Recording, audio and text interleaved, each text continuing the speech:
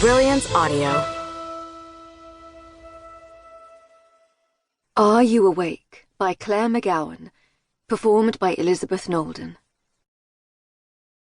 The next morning, if you could even call it that, when you'd barely been to sleep at all, Mary was at the kitchen table trying to force food into both children at the same time.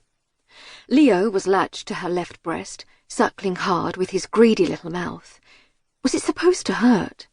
On TV, it always looked so gentle and blissful, not like being drained dry by a gaping-mouthed demon.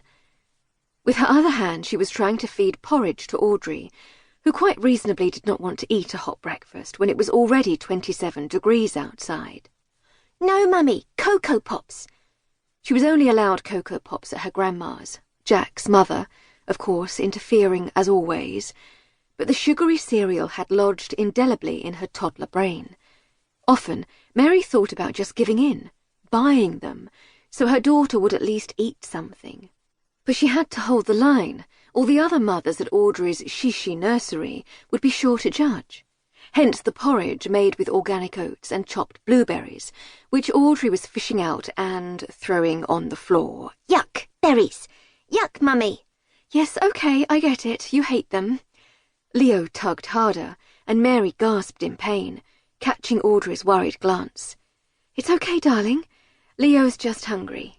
"He's naughty." "No, not naughty. He's just little." She worried about that. Audrey had of course been disturbed by the arrival of her baby brother 3 months ago, and become fixated on the idea the baby was bad when he cried, or threw up, or scratched Mary with his flailing hands. She wouldn't hurt him, would she?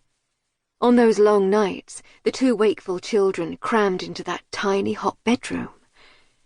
Jack came bumbling in then, catching his thigh on the edge of the dresser and letting out a curse word that Audrey cocked her head at, no doubt storing it away to bring out at the least appropriate moment. "Ow!" He hopped about for a minute. Let him try giving birth, see how much of a fuss he'd make about a small bruise then.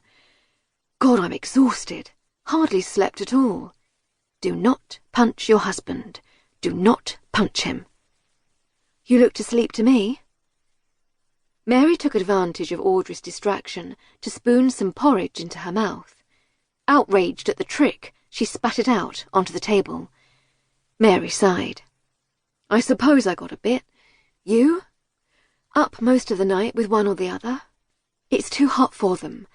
Will you see about getting an aircon unit today?" "Huh, some chance. They've been sold out for weeks."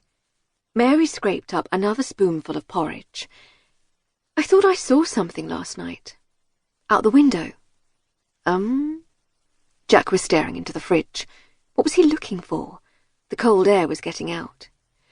"Some kind of people moving about. Dancing. Or maybe like, I don't know, violence. Violence? I'm not sure. It was in one of those houses that look onto the park." "That's too far away to see, surely. You probably imagined it. You're so sleep-deprived." He cast a vague eye over the table. "What's there for breakfast?" "You could finish Audrey's porridge, since she's barely eaten a bite." No. Granola?" "Run out. I'll try and go today." The thought of dragging the 2 children round the supermarket made her want to cry. "Or you could go on the way home." He took some bread from the open packet, spilling crumbs. "I'll be late today." Again? He was late so often at the moment, and she was ashamed to admit she counted down the hours until someone else could take responsibility for the children, even for a minute. "Lots on. Sorry."